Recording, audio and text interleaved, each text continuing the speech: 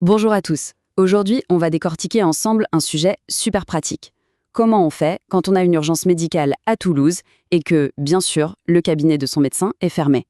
Savoir qui appeler et où aller, franchement, ça peut tout changer. Alors, imaginez la scène. Un dimanche, une fièvre qui monte d'un coup. Ou pire, une rage de dents en pleine nuit. Panique à bord, non? C'est exactement cette angoisse, cette incertitude qu'on va essayer de dissiper. Le but, c'est de savoir exactement quoi faire sans stresser. Voici le programme. On va commencer par le plus critique, les urgences vitales. Puis, on verra les alternatives pour les cas qui sont urgents mais moins graves.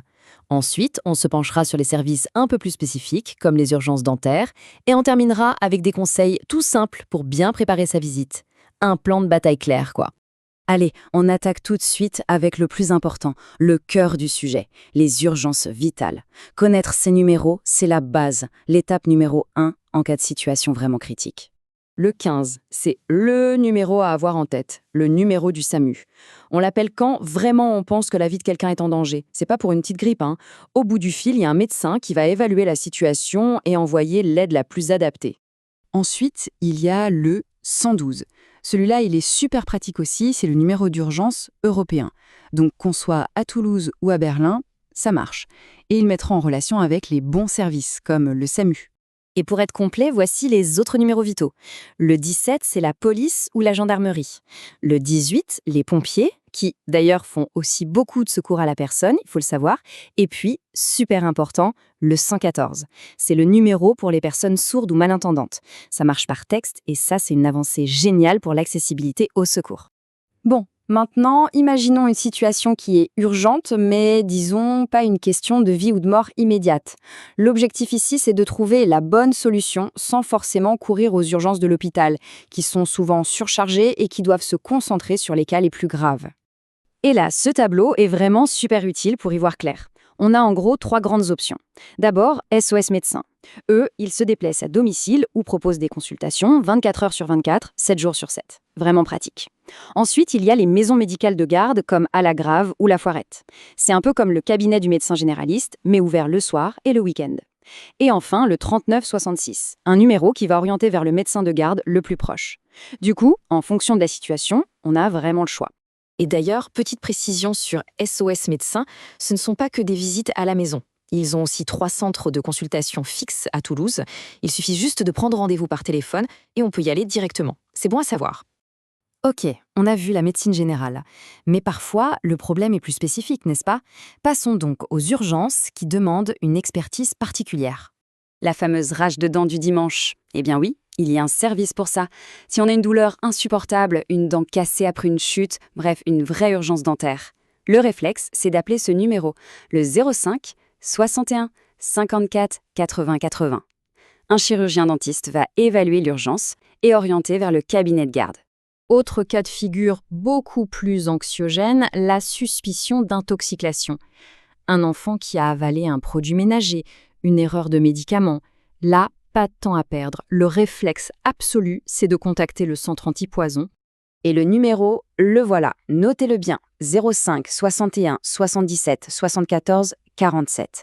Au bout du fil, ce sont des médecins toxicologues du CHU de Toulouse, disponibles 24/7. Ils vont donner des conseils hyper précis sur ce qu'il faut faire tout de suite. C'est un service absolument vital. Il est aussi crucial de savoir qu'il y a un endroit dédié pour les urgences psychiatriques. En cas de crise de santé mentale, de détresse psychologique aiguë, il y a un service spécialisé au CHU de Toulouse pour une prise en charge adaptée et immédiate. Bon, on a vu le médecin, on a l'ordonnance en main, super. Sauf que il est 22 heures et toutes les pharmacies sont fermées. Le scénario classique. Voyons comment on s'en sort. En fait, c'est assez simple, il y a une méthode. Le premier truc à faire, le plus simple, c'est d'aller voir la vitrine de la pharmacie la plus proche de chez soi. C'est obligatoire, elle doit afficher la pharmacie de garde du secteur. Sinon, direction le site web 3237.fr ou alors on peut appeler le numéro 3237. L'info est instantanée, facile et efficace. Et pour les urgences en pleine nuit à Toulouse, il y a une adresse de référence à retenir, le 76 allée Jean Jaurès. C'est là que se trouve le service de garde de nuit, un point de repère fiable. Maintenant qu'on sait où aller, parlons un peu de préparation. Parce que arriver bien préparé, surtout dans le stress de l'urgence, ça peut vraiment tout changer et rendre les choses beaucoup, beaucoup plus simples. Voici la petite checklist des indispensables. La pièce d'identité, bien sûr, la carte vitale à jour, la carte de mutuelle, ça c'est la base. Mais il faut aussi penser à prendre les ordonnances des traitements en cours ou des résultats d'examen récents. Ça aide énormément les soignants à comprendre la situation rapidement et ça évite de perdre un temps précieux. Un point important du système français, c'est ce qu'on appelle la personne de confiance. Attention, ce n'est pas juste la personne à appeler en cas de problème. C'est quelqu'un qu'on a officiellement désigné par écrit.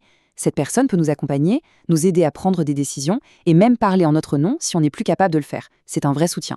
J'adore cette citation. Elle vient d'un guide hospitalier et elle dit tout. Vous êtes unique, dites-le souvent. En gros, à chaque étape, on répète son nom, son prénom, sa date de naissance. Ça peut paraître bête, mais c'est un geste de sécurité fondamental pour éviter les erreurs. On devient acteur de sa propre sécurité. Voilà, on arrive à la fin. Finalement, ce qu'il faut retenir, c'est que l'information, c'est le pouvoir, surtout en cas d'urgence. Savoir qui appeler, où aller, quoi amener, ça fait baisser le stress d'un cran et ça permet une bien meilleure prise en charge. La question finale est donc simple.